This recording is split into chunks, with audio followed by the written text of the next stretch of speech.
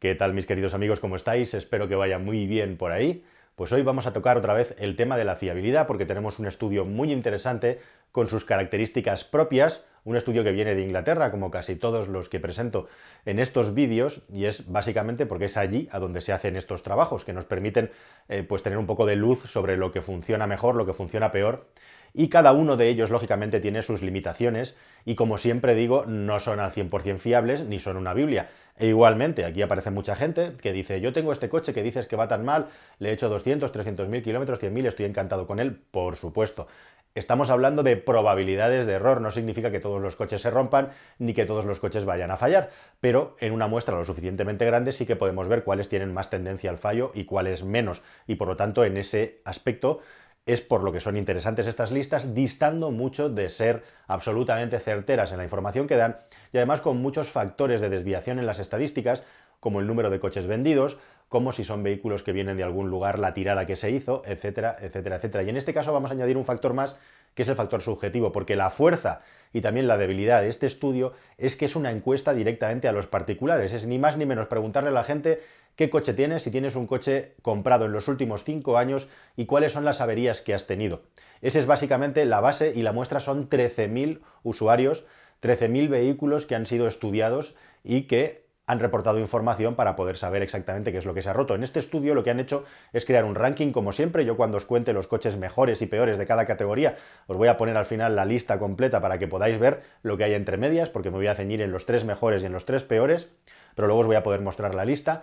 E igualmente también decir que esta lista, que es de una revista británica que se llama What Car, lo que ha hecho es añadir unos baremos a la hora de puntuar los vehículos en función de cómo de grave ha sido esa avería, lo cual lo miden en el coste de la reparación, tanto de la pieza como de la mano de obra, y también si el vehículo se ha quedado inmovilizado o no. No es lo mismo tener una avería puntual que te permite seguir funcionando y que tu coche no esté parado, que tu coche esté 2 semanas o 2 meses en el taller esperando a que llegue la pieza o porque tiene una avería muy grande que hay que desmontar muchas cosas, ¿no?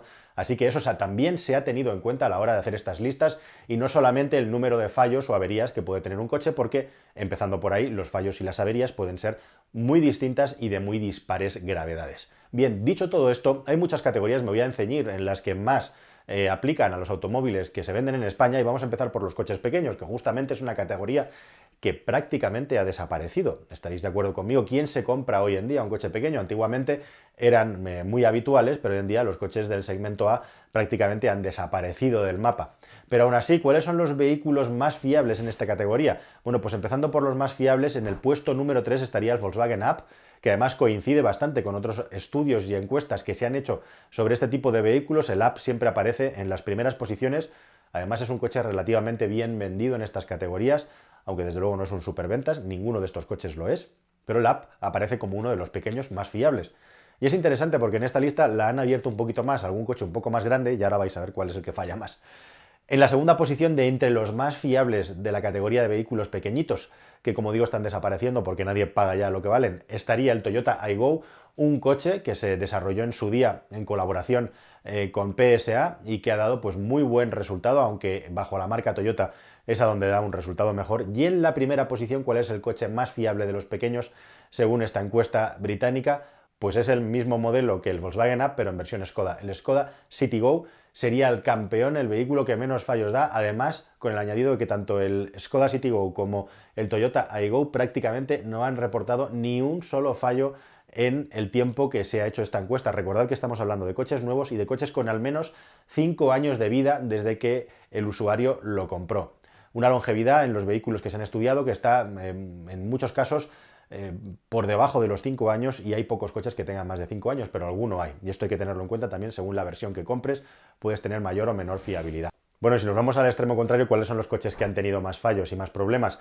El tercero en la lista, yendo a los peores, es el Kia Picanto, que ha tenido muchos problemas de batería, muchos problemas eléctricos. Bien es cierto, según cuenta la encuesta, que la mayor parte de estos problemas se han podido solventar en la garantía, lo cual no quita que el problema exista y por eso están los vehículos ahí.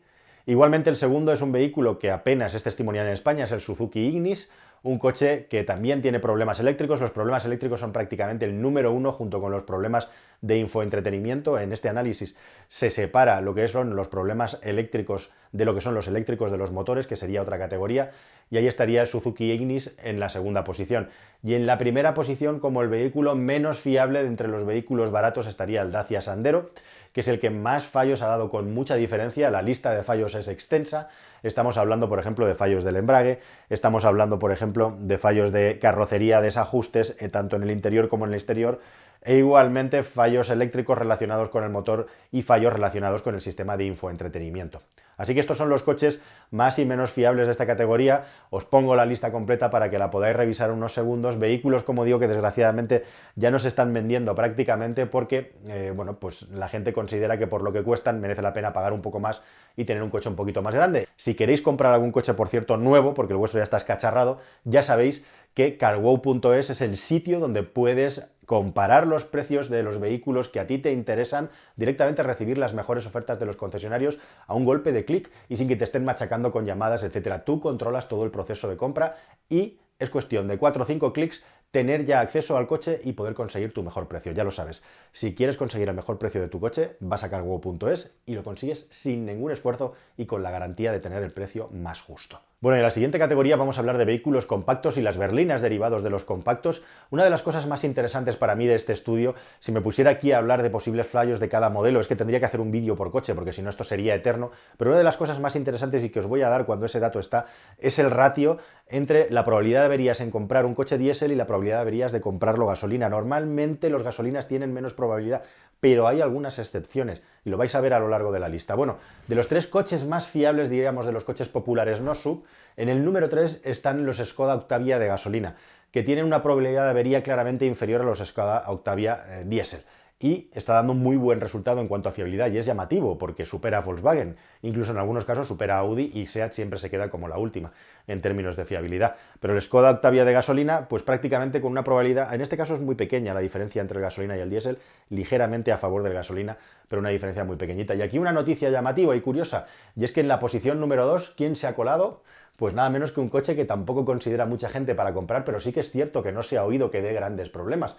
Estamos hablando nada más y nada menos que del Alfa Romeo Giulietta, que todavía se están vendiendo por ahí algunas unidades de las versiones finales. Está en el final de su vida útil este coche, pero todavía se está vendiendo y no ha dado grandes problemas esta versión compacta de Alfa Romeo, que es un coche que da un resultado bastante decente.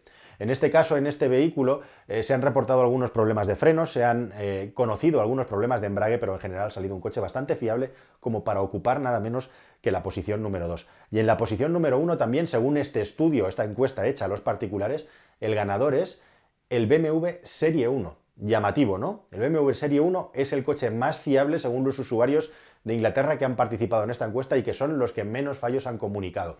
Y curiosamente, doble curiosidad, el Serie 1 diésel de los últimos 5 años es incluso más fiable que las versiones de gasolina. Y esta es una cosa también bastante llamativa, porque no es muy habitual que un diésel esté en lo más alto y que además esté por encima de su hermano de gasolina. En este caso, en este modelo en concreto, ha sido así. El Serie 1, el campeón de los compactos y las berlinas equivalentes, en versión diésel. De hecho, según la encuesta, las probabilidades de tener un problema con un Serie 1 de gasolina son el doble que si te compras uno diésel. Recordad que siempre estamos hablando de coches que se han vendido en los últimos 5 años. Con lo que no se puede decir lo mismo, sino justo lo contrario y con mucha diferencia, es en los peores de la lista. Bueno, y uno de los vehículos que, ¿quién lo diría?, que está tan abajo en los rankings, el antepenúltimo en fiabilidad, es el Volkswagen Golf, con muchos problemas de batería y algunos problemas de infoentretenimiento. En las últimas 5 años son donde se han reportado estos problemas, en los que además las versiones diésel han dado el doble de problemas que las versiones de gasolina. Tenedlo muy en cuenta.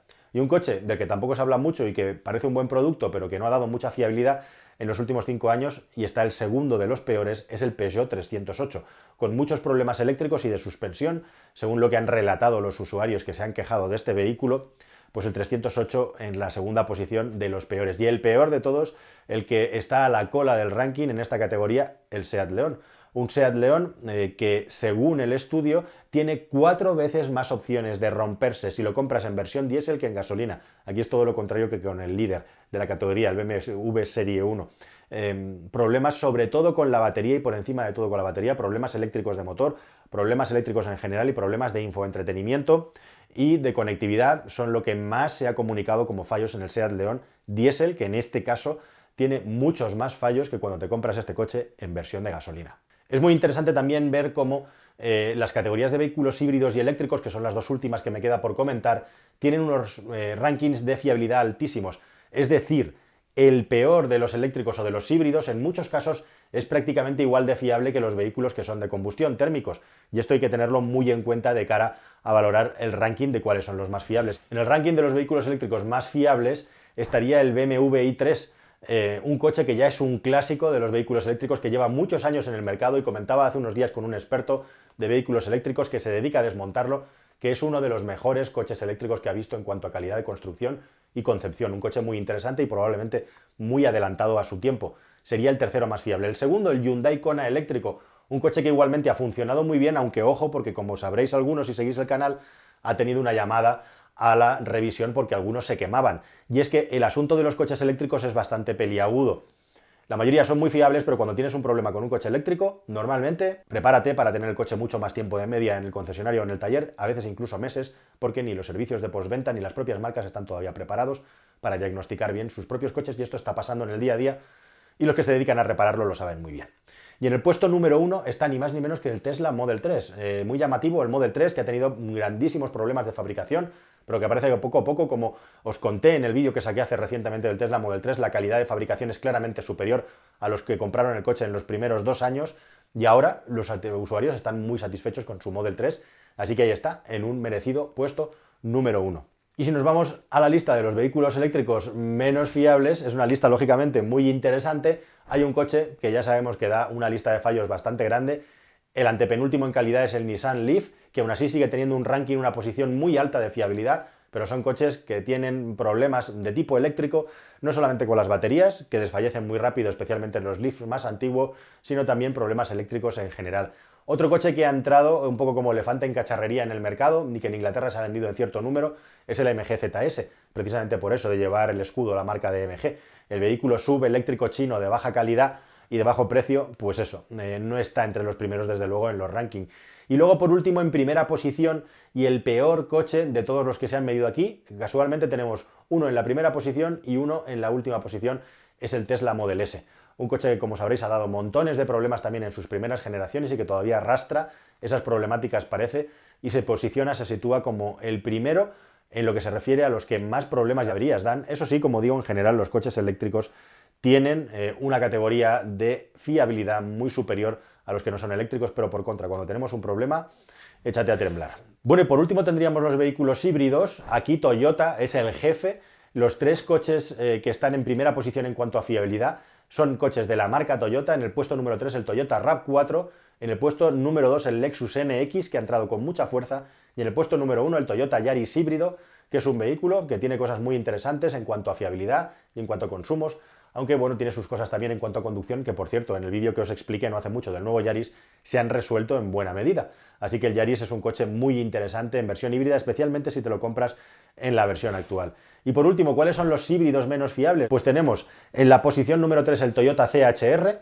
Esta versión híbrida se ha comunicado muchos más problemas que en el resto de modelos. En segundo lugar tenemos el Volkswagen Golf GTE, que es un coche, como sabréis, híbrido enchufable, que tiene la capacidad de poderse mover exclusivamente con batería y motor eléctrico. Sería el segundo menos fiable, y llamativa y curiosamente el coche menos fiable de la categoría de híbridos es otro japonés, es el Toyota Prius, que ahora se vende mucho menos precisamente porque todos sus hermanos tienen un sistema de hibridación similar. Este estudio tiene 2 características que me gustan mucho. La primera es la exhaustividad a la hora de categorizar los coches y agruparlos, que hace que sea una lista muy extensa, y por eso he decidido dividirlo en 2 partes. En el siguiente episodio nos vamos a centrar específicamente en todas las categorías de vehículos SUV, que son unos coches que han crecido muchísimo. Sin ir más lejos, en España estamos ya en el 50% de coches nuevos con este tipo de carrocería. Así que el próximo vídeo vamos a hablar de todas las clases de SUV, desde los más baratos hasta los más caros, e incluso también hablando un poquito de los vehículos familiares MPV, o conocidos en España como monovolumen. Y la segunda cosa interesante que me gusta de estas categorías es el hecho de que podemos comparar los órdenes de magnitud de fiabilidad entre el diésel y la gasolina por modelos. Salen sorpresas y salen datos muy interesantes, como habéis visto, el hecho de que un diésel puede ser hasta 4 veces menos fiable que un gasolina, o en algunos casos viceversa. Por eso viene muy bien detenerse caso por caso para ver cómo está cada coche. Así que nada, queridos amigos, yo os emplazo a que os suscribáis, a que estéis atentos, porque próximamente seguiremos ampliando la información sobre fiabilidad, y como hemos hecho con el G13, como hemos hecho con el Dieselgate, o como hemos hemos hecho con el sistema AdBlue de PSA, seguiremos sacando todos aquellos fallos recurrentes que estemos detectando en el mercado, e incluso si podemos a veces hacer pruebas. Eso aquí en este canal, lo dicho. Espero que os haya interesado, que os haya gustado, que hayáis sacado alguna información y nos vemos en un próximo vídeo que espero que sea más y mejor. Hasta luego amigos, adiós.